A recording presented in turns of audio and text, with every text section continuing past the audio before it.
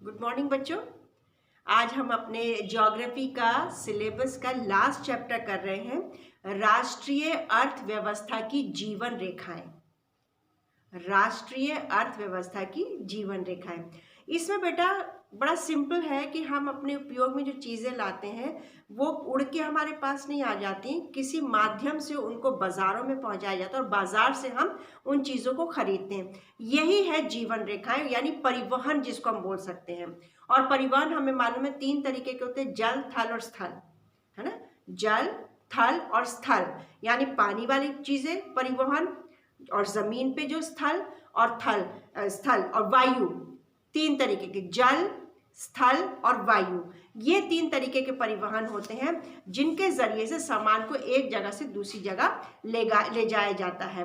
इसी के बारे में हम पढ़ेंगे। आज सिर्फ इंट्रोडक्शन है, मैं तुम्हारे सामने पढ़ देती हूँ कि क्या है वो, ठीक है।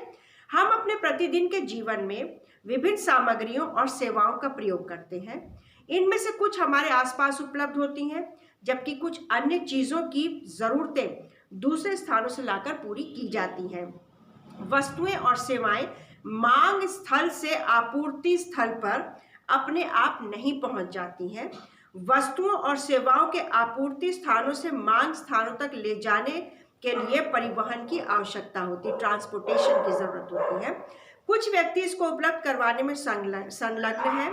जो व्यक्ति उत्पाद को परिवहन द्वारा उपभोक्ताओं तक पहुंचाते उन्हें व्यापारी कहा जाता है, यानी बिजनेसमैन कहते हैं। अतः एक देश के विकास की गति वस्तुओं और सेवाओं के उत्पादन के साथ उनके एक स्थान से दूसरे स्थान के मूवमेंट की सुविधा पर भी निर्भर करना पड़ता है। इसलिए सक्षम परिवहन के साधन तीव्र विकास के लिए अपेक्षित है। वस्तुओं और सेवाओं का लाना ले जाना पृथ्वी के 3 महत्वपूर्ण क्षेत्रों द्वारा किया जाता है, स्थल, जल और वायु। इन्हीं के आधार पर परिवहन को स्थल, जल और वायु परिवहन में वर्गीकृत भी किया जा सकता है।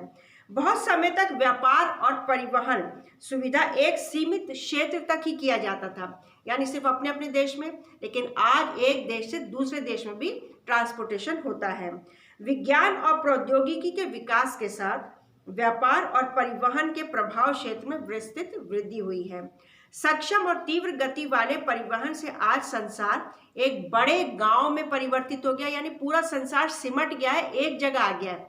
इससे पहले जैसे हमने वैश्वीकरण पढ़ा था ना, ग्लोबलाइजेशन, कैसे एक देश दूसरे देश के निकट आ जाते हैं, ये परिवहन और मीडिया के जरिए हो पाया है। परिवहन का यह विकास संचार साधनों के विकास की सहायता से ही संभव हो सका है। इसलिए परिवहन, संचार और व्यापार, ये तीनों, परिवहन, संचार और व्यापार एक दूसरे के पूरक, यानी एक दूसरे से जुड़े हुए हैं।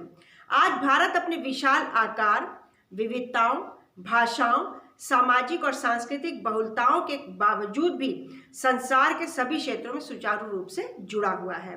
रेल, वायु एवं जल परिवहन, समाचार पत्र, रेडियो, दूरदर्शन, सिनेमा और इंटरनेट आदि इसके सामाजिक आर्थिक विकास में अनेक प्रकार से सहायक है। इनके जरिए से पॉसिबल हो पाया है। स्थानिक से अंतर्राष्ट्रीय स्तरीय व्यापार ने अर्थव्यवस्था को जीवन शक्ति दी है। इसने हमारे जीवन को समृद्ध किया है और आरामदायक जीवन के लिए सुविधाओं और साधनों में बढ़ोतरी भी की है। इस अध्याय में हम यही पढ़ेंगे कि किस प्रकार आधुनिक संचार और परिवहन के साधन हमारे देश और इसकी आधुनिक अर्थव्यवस्था को संचालित करते हैं। अतः यह स्पष्ट है कि सघन और सक्षम परिवहन का जाल तथा संचार के साधन आज विश्व, राष्ट्र और स्थानीय व्यापार के पूर्व अपेक्षित है। तो ये इस लेसन में हम पढ़ेंगे। तो अगली बार जो हमारी क्लास होगी तो हम पढ़ेंगे परिवहन जितने प्रकार के हैं, तो जल, स्थल और वायु। तो सबसे पहले हम स्थल परिवहन के बारे में पढ़ेंगे कि स्थल परिवहन क्या है और उसमें क्या क्या, जैसे ट्रेन, बाय रोड जैसे ट्रक्स, है ना, ये सब इसमें आएंगे। पाइपलाइन भी इसी में आएगी, क्योंकि वो जमीन के अंदर ही बिछाई जाती है। पाइपलाइन हम सोचेंगे ना, पाइपलाइन की क्या जरूरत है, तो बेटा पेट्रोल किससे आता है, पाइपलाइन से ही आता है ना, तो वो भी स्थल परिवहन के अंतर्गत ही आएगा। तो हम अगली बार जब क्लास करेंगे तो हम स्थल परिवहन के अंतर्गत करेंगे।